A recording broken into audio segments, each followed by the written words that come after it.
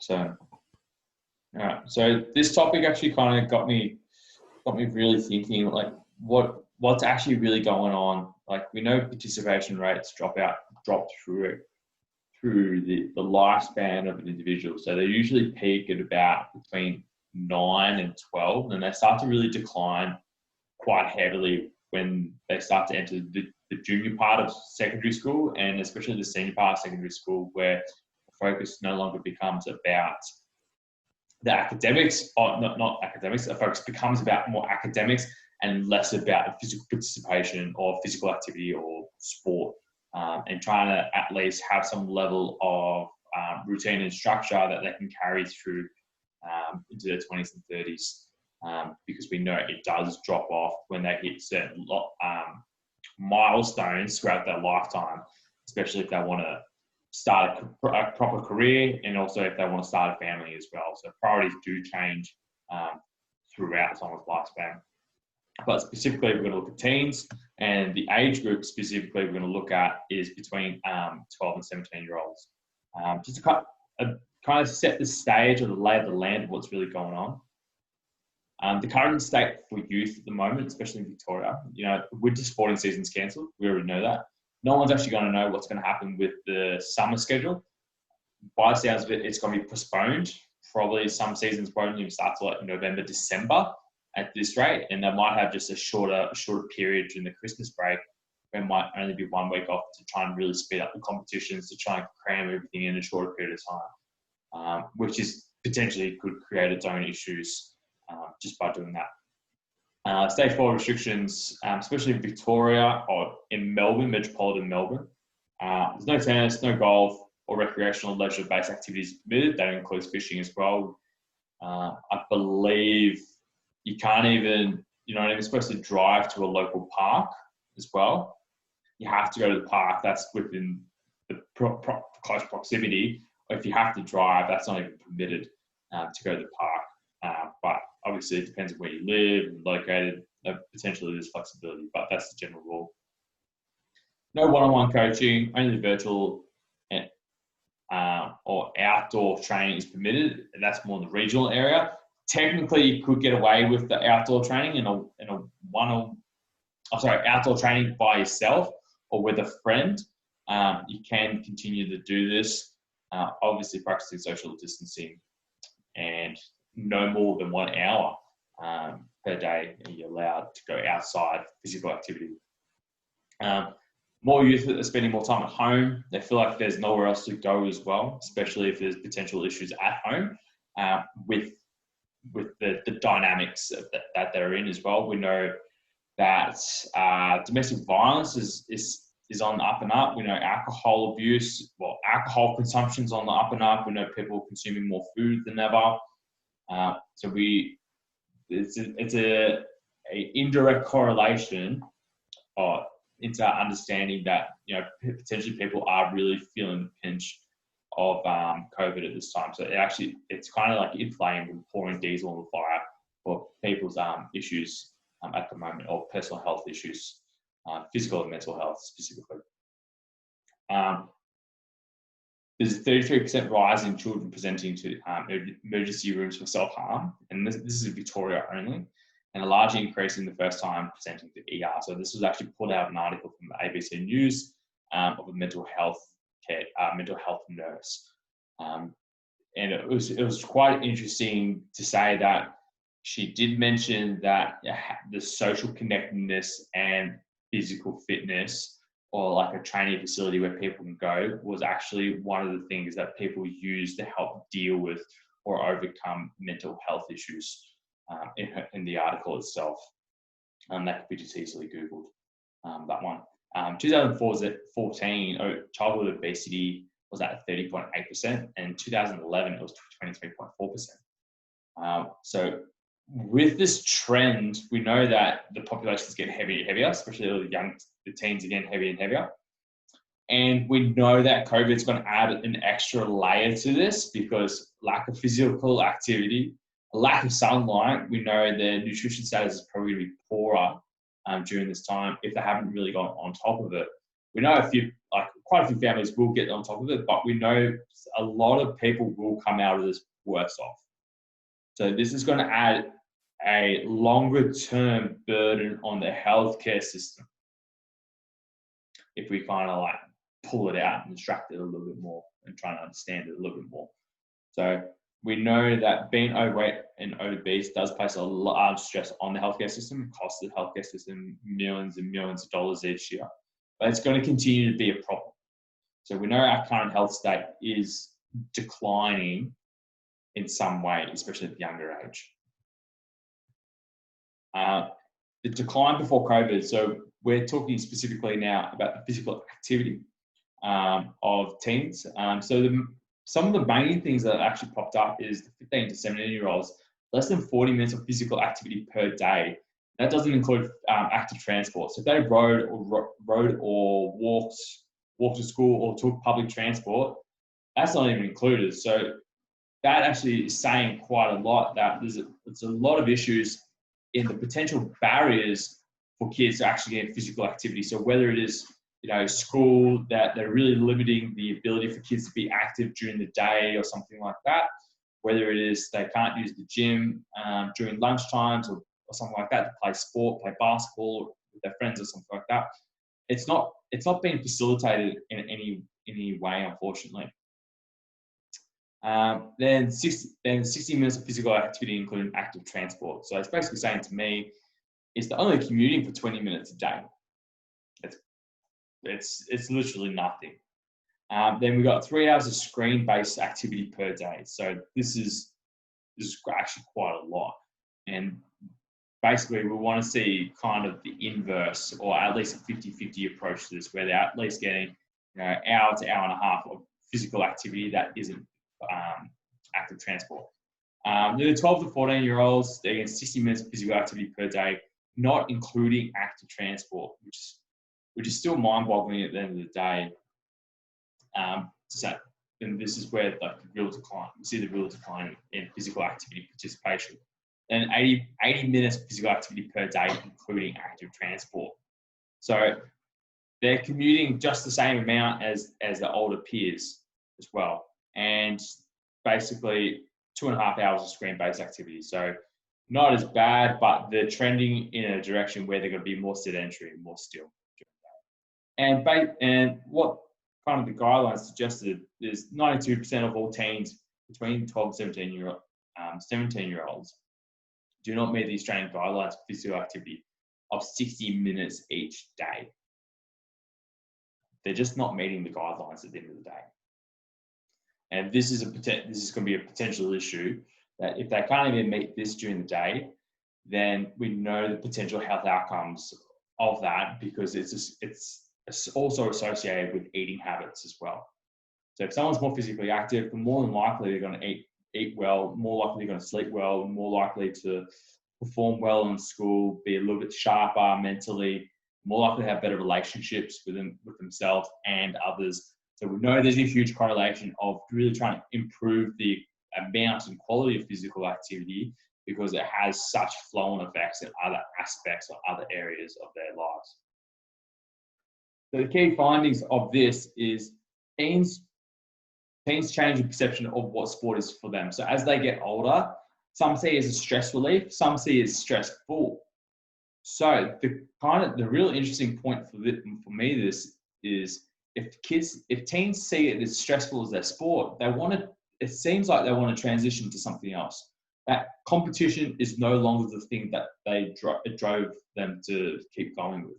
So maybe they're actually looking towards participation in something else. So whether it is they want to learn a new sport, whether they want to go for more social setting, like a social netball or futsal or something like that, or indoor soccer, it's no longer about trying to compete. It's just about having enjoyment, social setting, feeling good. They might do it for mental health benefits, but they might just do it to improve their physical fitness. They're limited access to time, equipment, and facilities. So this is a potential hurdle for a lot of families and parents, especially, to try and allow their kids to have appropriate access to physical activity or sport in this case. Limited access to the time. So we know sessions will run at a certain time during the day. Parents might not be able to take their kids to those session times as well. It may not work for whatever reason. There may not be enough clubs around as well. So the accessibility to facilities is just not happening in some regard. Equipment, they might have to purchase equipment for a certain sport. They may not just have the money for it.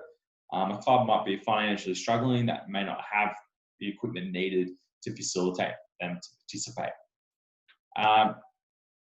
It's more focused on competition, less on participation. So like I said before in the first point, is some see it as stressful, where as teens get older, it's more about competition. It's more about winning. There's more on the line. You're going to see a lot of kids kind of drift away, and there's going to be a few kids that are going to try and push it into more like the state-based systems or some sort of academy-based system. And the focus is more, like I said, it's about winning and less about participation. So this is why we see such a steep decline in participation, is because it's solely focused on competition. Where are we we're trying to encourage kids to be physically active, right? But there's nothing really there at the end of the day to help with improving the participation. So we're not understanding why they're dropping off. And competition with teens' interests and commitments. So teens might have partners, girlfriends, boyfriends, socializing. They might be hanging out at Chadstone with their mates or something like that at the McDonald's. I don't know. But they also might have other commitments as well. So they might be a single parent, and the kid might have to help out a bit more because their parent is maybe working double shifts somewhere else. So there's a lot of logistical issues within the actual family dynamic that could potentially be a real hurdle for teens to actually participate. So the main thing out of this is really the accessibility of physical activity or sport. But we know sport can't be on all the time because it requires a lot of people. And I actually provide a solution later on for that. So what do we do first? We ask. And this is more on an individual level than anything else. So we need to ask the kid, are they still interested in sport? So this is a question for parents they need to ask. Is it too competitive? Is it not competitive enough? Is the enjoyment gone? Why is the enjoyment gone? Is the enjoyment still there? What do they enjoy about it? You need to ask these questions and find out what's really going on, especially with your kids, or if you're a coach, anyone that works with youth. You want to find out and specifically hone in what specifically do they enjoy about it. Is the social setting, they're seeing improvements in some regard, it's being measured, whatever it is, it needs to be shown. We need to answer that. Do the parents support what they're doing? And it's I know, mum and dad would support me doing sport, and that's been great. And it's probably the same for Dave and Nathan. But some parents aren't supportive of the kids playing sport, and that's because of their own belief. So we need to understand, are the parents the hindrance? Are the parents the barrier? Are they still developing new skills? As soon as someone starts to kind of feel like they're stagnant in their progress, or they're going to stop, they've got nothing to work towards. So we need to make sure that we're putting systems in place that they can still progress, still learn, still develop. And are they improving their fitness? Same thing as well. Do they feel like they're getting fitter? Do they feel they're getting stronger, faster, along those lines? Because a lot of the goals for teens these days is to feel fitter, stronger, faster. They want to feel that. They don't want to go backwards. They want to continue to make progress and go forwards.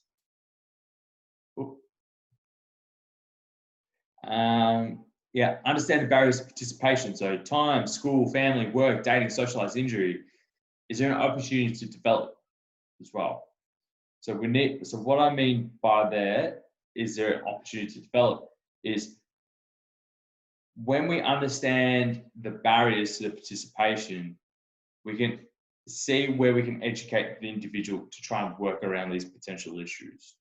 It's okay, maybe someone who does nippers or something like that, potentially their parents can't afford it. So maybe they just go to the local swimming pool or something like that, and they go swim once a week, and the parent can watch them for an hour or something like that.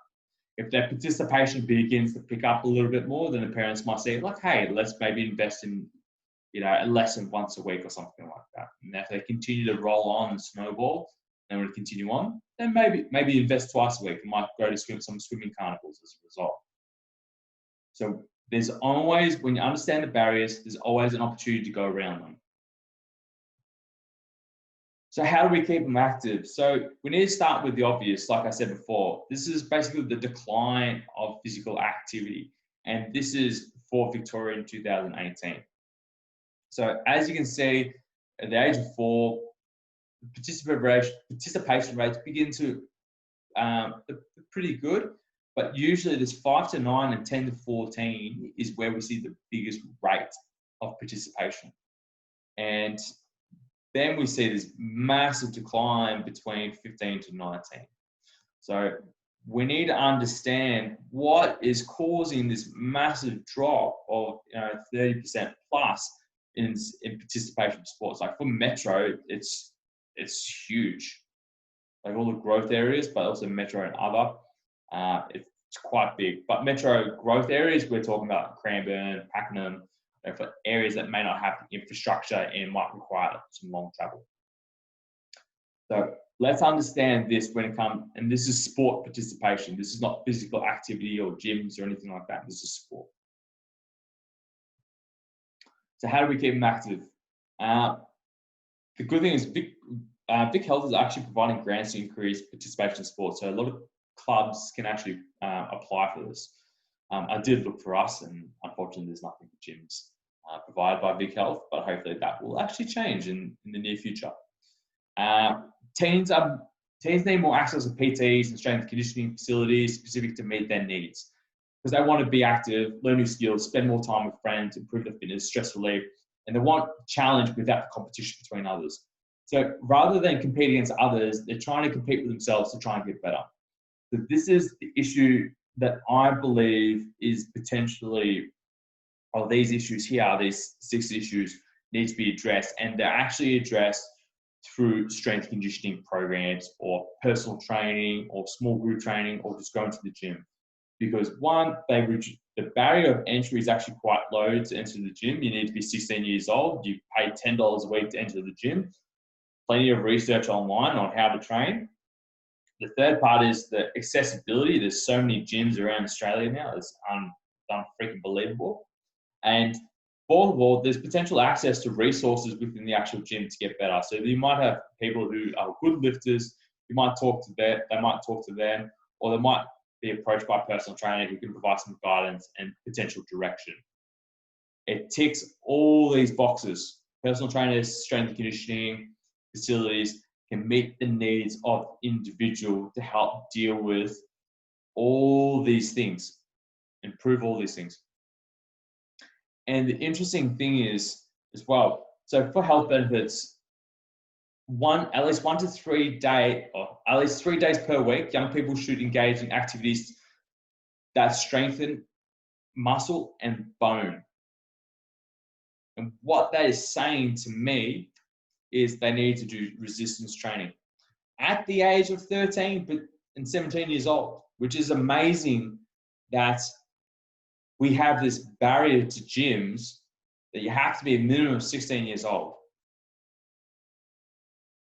So we need to find ways, whether it is, I don't know exactly off the top of my head, but we need to find, the fitness industry really needs to come together to try and make this more of a priority. Schools need to be more invested with that.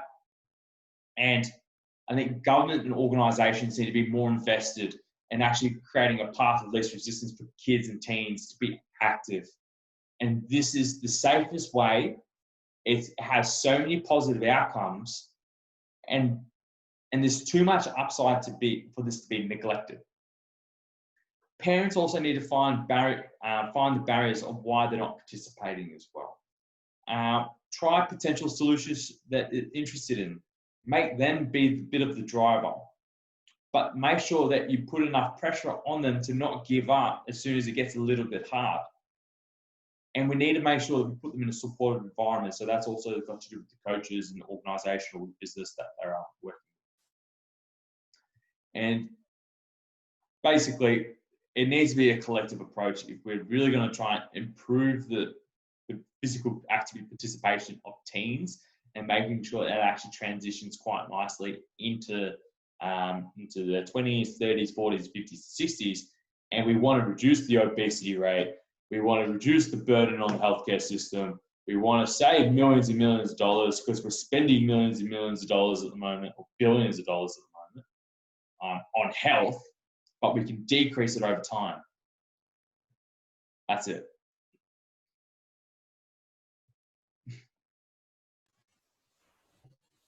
It was just a rant for half an hour. That was well said. I don't think there's anything else I can add to that. Yeah.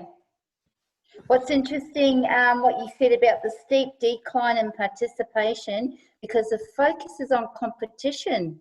So therefore, meaning what? It's too competitive, it's not enough fun? Is that what you were saying? So it goes two ways. There's kids that want to compete, but there's kids that just want to have fun. Yeah. So it's, as they get older, the old status quo is for things to just get more competitive. That's basically where it's always gone to. Yeah. I guess, as participation, as clubs have a high number of like teams at a certain age level, it also shows they've got high levels of participation, where it's not purely about winning. It's not purely about competing. But then you've also got clubs who are on the other end of the spectrum. It's all about competition and just winning. So there needs to be like a nice transition periods. Like I know clubs are trying to stay afloat and all that jazz, but the main outcome needs to be looking after the kids' outcome at the end of the day. I think we've lost focus. We make the organisation the focus. It's like, no, it's about the kids. Organisations there to support the kids. Then the kids will support the organisation later on as well. So I think it's kind of lost that shine of where, whatever sport you play, it was all that participation. Tennis Australia are actually doing a good job, because they actually drive participation programs like crazy, because they actually say you can play into your 60s, you can play into your 70s. And I can't remember, I think it was 2019 or 18, they really marketed it really well, especially when the Australian Open's on. And that's when participation numbers for tennis actually increase. So I was going to say the other thing, seeing that diagram of participation at a young age, go and then like, that I was like, wow, we need to be talking about that. That's exactly right. You've got to talk about all the alternatives after the age of, well, basically, what about 19? That's a short time frame in a person's life where it's just going downhill. Well, this is what they do in America. Is I think it's that some places they start kids quite young, so they have participation programs or S&C programs for when kids are 5 years old. And these are private facilities, but most S&C programs within the high school setting will start when they're about 14 years old. And it's done as an extracurricular activity, as a school activity, as an extracurricular. So it's actually in part and embedded within the school program. Yeah.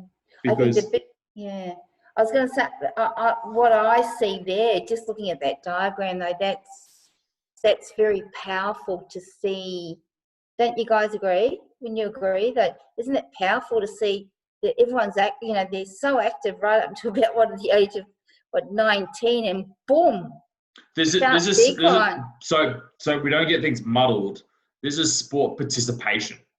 Yes, I get that. This is not looking at. This is basically looking at the problem that sport has, is the sharp decline. I get that. Where does the health and fitness industry kind of come in and see the potential increase? Yeah, that's what I saw. Where do we see that? Yeah, because we had a discussion about that, because people aren't just going to go play sport for a whole range of reasons. There's too many barriers of entry. Yeah, that's exactly right. Yeah. Okay. Cool. Boys, Dave. Yeah, no, it's really interesting. I've got a lot of thoughts actually. especially that diagram, like it's very multifaceted. Like, just go back to that diagram. I was slamming up. Awesome. Yeah. So This one.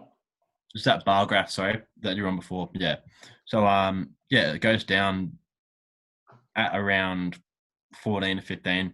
So, you know, it's probably your early to mid pubescent phase. So I guess for girls, they start to look at their self image, you know, start developing menstrual cycle, that kind of thing. So it might be a bit of a deterrent, but then they have like, you know, like mixed sports that might take them away from mixed sports and into a what's the word, co-ed type sport. Whereas just boys only, girls only. So girls can go to netball and boys can just do footy or whatever. But then that comes down to like the culture of the game as well. They may not necessarily match up with their values as well. So but it's, yeah, lots of different values, kind of like school stress, family stress, social circles, that kind of thing. Yeah, it's interesting. The another thing I was going to say was, I wonder if that steep would be more flattened if there were more S&C programs in school that started around age 13 to 14, because I wonder if a large drop-off is because of, you know, physical size. So a lot of people drop out because of their lack of physical strength or physical ability. So I wonder if promoting physical activity and strength conditioning in school settings at that age would encourage people to stay within the sport, because one, they're less prone to injury, have better physical stature, and if you are, as from a coaching perspective, you're saying like this is going to help you with your sport performance, and they see progress on the field, they can see the potential of, you know, going in the pros. Whereas if they have completely missed that whole exposure to being in a gym setting, well, that's just a missed potential, really. So it'd be interesting to see if, yeah, once school-based S&C settings is higher, then would that steep curve be less steep than it is? Yeah. Yeah. Well, I'll let Nathan go, and I'll add to the conversation. I think they're all very important points. I think just the main thing is that sporting organisations, governments, all that sort of thing need to come together and just get more creative on how to get, you know, kids at a young age just to participate in some form of physical activity, whether it's sports or exercising or anything like that, because you can obviously see that it just drops off at a very young age, and that's where we're seeing a lot of massive rise in obesity rates and all that sort of thing. So I think there needs to be a, you know, bit more creativity around how we can best promote physical activity and I guess keep it with them for the rest of their lives, because we obviously know the benefits it has, and yeah, we just got to figure it out. Yeah. So I was going to share with you guys really quickly my other screen. I just quickly found, and this can be easily Googled. Anyone can find this stuff. This is from, I think it's Fitness Australia. Yeah, Fitness Australia. This is old data though. This is 2013, 2014. The physical activity of both genders, and looking at that period of, you know, for those who are physically active, what are they participating in, right? And number 2, fitness, gym. 17.4% of the population who are physically active are participating in the gym. It's really good. Then all these other sports, bushwalking, indoor soccer, 1%, golf. Golf's probably one of the highest when it comes to sports and participation. But we know that there is a place for the gym and fitness in terms of participation, because we know the numbers are already pretty darn good. So why wouldn't we use something that's already good and just improve it and help almost create a transition period, maybe like 6 months to 4 years, if you introduce, S&C into a school system, they're more than likely going to learn the proper movements, some basic programming principles. So then when they do finish school, they can continue on with their training. They're probably going to have more education about health and fitness and how to maintain their health and fitness for the next 20 to 30 years by just introducing it at, the age of 13, 14.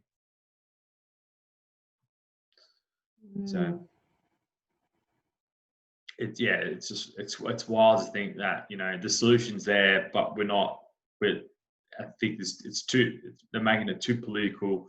They want people to participate in sports. Sports is not always the answer. It is culturally acceptable to bring people together, but we also got to make sure how we're hitting from the physical and the mental health side as well. And unfortunately, sport doesn't really tick that because sport has its own cultural issues at the same time. Footy, we know about that culture. Rugby, we all know about rugby. It's horrendous. Just basketball's probably good. A bit more high standards. It's got the highest participation rate for juniors. I think it's on a decline now.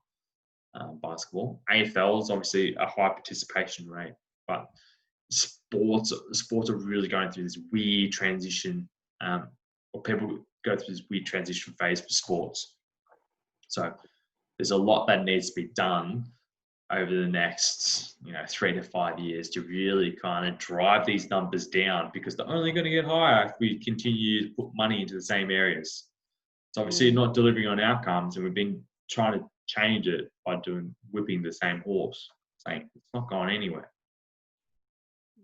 Sure. I think it'd be interesting to do like a cohort study between like a longitudinal cohort study between like a school like Rowville Secondary, who has like an actual set in S&C program in the school, based for like kids who have the sport as part of one of their subjects. Athletic pursuits, yeah.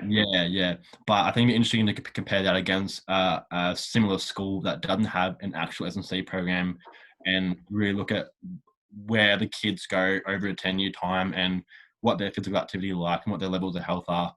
I think it'd be interesting to do something like that. Yeah, I reckon we could do something. I reckon it would be good to see something like that as well. But I think if we're really going to drive this home, the whole message, it needs to be part of the school program. It needs to be just ingrained in it. And the funny thing is, like I always say, it's going to cost a little bit of money, but it's going to save people a lot of money. And if schools want numbers to be high, they want retention to be high, they don't want kids to be sick, they want school morale to improve. I know some shitty schools at the moment that need some fucking boot up their ass, in order to drive some positive direction. Having an S&C program and something that's structured is going to be the way to go in the long term. Yeah, even when I was choosing my high school, I went to my high school purely because it was known as a sporty high school. So over a long period of time, if you are popular or notorious for having a really good strength and conditioning program that spits out really high quality people and athletes, someone who sees that would be like, crap, that's a really good school, I want to go there. Then boosts up the amount of revenue coming into school. So it's just an investment, really. Like, they're gonna get return on investment from their students, but also from like tuition wise. Yeah, just before we finish up, there's probably an interesting thing I might have just noticed quickly. I probably should have done the research more thoroughly. But so this is participation of the percentage of people who live in the state. And the interesting thing is this data is actually, you can't, it's not really apples to apples at the end of the day, but it's something that can be it's quite interesting. Between the ages of 18 and 24 in Victoria, 33.8% of people participated in some sort of fitness program. Then if we look down here, in the metro area, it's probably about 8% are playing sport between 20 and 24. So it really says a lot. If you add that, it'd probably be somewhere up here. So the physical activity participation would be probably about 40 or 50% for 24-year-olds at the end of the day.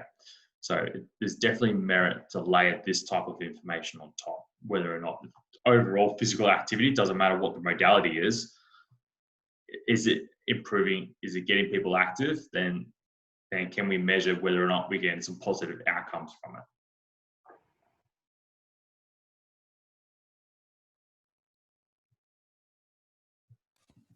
Mum, you thinking? I'd be contacting Fitness Australia, see if there's an up-to-date one of those. Yeah, just Google it. It's not hard. Well, whatever, one of those. And I can see another topic, not to do with that, but showing that graph that you had, healthy aging, looking at that and around that graph that you had. I thought that was very powerful. What do you mean healthy aging? Oh, physical activity, just doing a presentation around that, about the importance of physical activity, and obviously pushing, particularly around S&C for the older age group, how important it is based on that graph you showed us. Yeah. Virtually, that's the way I see it. Yeah. I kind of, yeah. But that's sport though. That's sport. It's different. Yeah, I know, but. Cool. Other than that, anyone got any other comments they want to add? No, I thought it was pretty good. You're good, Dave? Yeah, it's all good. I was going to say a story that was similar to what you said at the start about how kids are, not being able to get out. So you guys want to hear the story? Might as well. Shoot. Yeah. Anyway, it was just the story. Basically, this kid had sadly committed suicide. He basically loved playing Fortnite and stuff like that, and basically he was 12 years old, so he loved playing Fortnite, stuff like that, and eventually he got a monitor. He got a monitor from his parents, and then one day he got really angry and he chucked the controller at the monitor and he broke it. And then his dad was trying to teach him a lesson and say, hey, look, like, it's your fault. But if you want another one, you've got to work around the house and do some chores and be nice to your sister and stuff like that. And he did. And his parents are really seeing him develop into like a really nice young man and stuff like that. Got his monitor. And basically one day the father, the son, and the grandfather were all working out in the garden or something like that, doing some garden work. And basically the kid had gone back upstairs to play Fortnite. Grandpa had to go do something. Mum was out doing something with the daughter. And the dad had to do like a 30-minute phone call or something like that. And basically, sadly, the kid this is during lockdown as well. It's like in England, I think. Basically, yeah. So the dad had found the kid had committed suicide because he chucked the controller again, couldn't control his emotions, and had hung himself because he realized, shit, I broke the monitor again, and I can't control myself and that sort of thing. But it's the whole thing of like he can't do anything for his birthday, lack of social, can't get out and do sport and that kind of thing. And it's the feeling of being trapped, and it's the same thing over and over again. So I think it's an important story to think like the lockdown is definitely directly affecting kids' mental health, because there's a feeling of hopelessness essentially, because they can't get out and actually do things. So, and kids don't know any different. they don't know what it's like to be in the shitter. Mm-hmm. So, you know, have parents like, oh, you've got it so, kids, parents, other adults say, your kid's got it so good, yada, yada, yada. It's like, well, if they haven't experienced adversity, they're not going to be able to eat the slice of humble pie.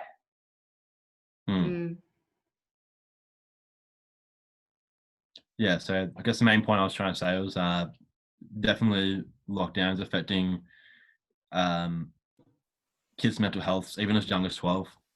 And a large part of it is probably because of the lack of ability to get out and do things and let kids be kids. And that's that 33% of rise in kids in ER for self-harm. And they're basically, usually it's a cry out for attention. And the only way they can get attention this point in time is making it so drastic and loud. Yeah. And they just need to be heard at the end of the day. Their concerns need to be heard. Yeah. 100%. Yeah. Whether it's an underlying issue or not in the family, I don't know, but I think it's still definitely a large influence to be there as well. Definitely. Sorry to put it on a downer, but That's I was like, do I not? No, well, we know sport saves lives, For sure. Definitely. Yeah, it's just an absence of awareness. Cool. All right. Let's wrap it up. I think we're done for the night. But yeah, it's a slight bummer to not have everyone on